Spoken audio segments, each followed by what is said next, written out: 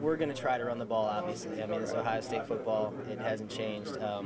We want to be a balanced team, and I think we have all the weapons to do that. As we saw last year, whatever gets going is what we're going to stick with. Some games we pass the ball, some games we run the ball, and I don't expect much of that to change. There's something, as quarterbacks and receivers both gain more experience and get to know each other. Does Terrell, for instance, know you went away now that when you're running the route, he's not just going to get you the ball, but get you the ball in a way so you can run after the catch or put the ball in a certain spot? Is there maybe even a difference between like being accurate to get the completion and being accurate to get the big play? Is that happening? Yeah, absolutely. I mean, I think that's something we talked about, just having that experience together. With the receiving core and Terrell having those couple years of experience going into this one, having all that off-season work, that's when you can get down to working on that little stuff. When you first come in, it's just get to completion, like you said, but when you start moving on, you can really start to think about, okay, where does the ball need to be, when does it need to be there, and little things like that. How would you see that? That's the kind of stuff, I definitely stuff that happens. I think it has really started to shown, or really start to pay off, the work we made in the summer. Through camp, I think you see that in not only Terrell, but in Joe and Kenny and all those guys that were out there working. How is this group of running backs compared to past groups in their receiving skills?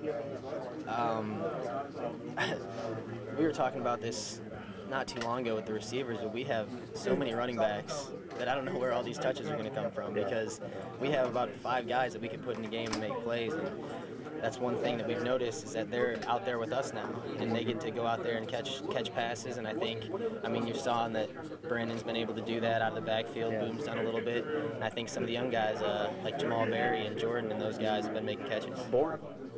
Yeah. Bourne's a load when he gets out there in the flats too. I wouldn't want to be a corner. That's what I wondered. It seemed like we've seen more receivers out for passes than maybe we have in the past. Yeah, I think it's just another variation. We want to get our playmakers the ball, so whether it's handing it to them or throwing it to them, we want them to have it. Dane, do you feel this offense is ready to pop right out of the chute here, or is this like any other year where it's a slow build? I hope we are. I mean, we don't ever really plan for slow builds. Okay. We want to be able to come out firing on all cylinders when we come out on Thursday. Do you have reason to believe that might happen this year compared to? I'm not saying it hasn't happened in other years. In fact, you had, I think, 31 points in the opener or something like that last year.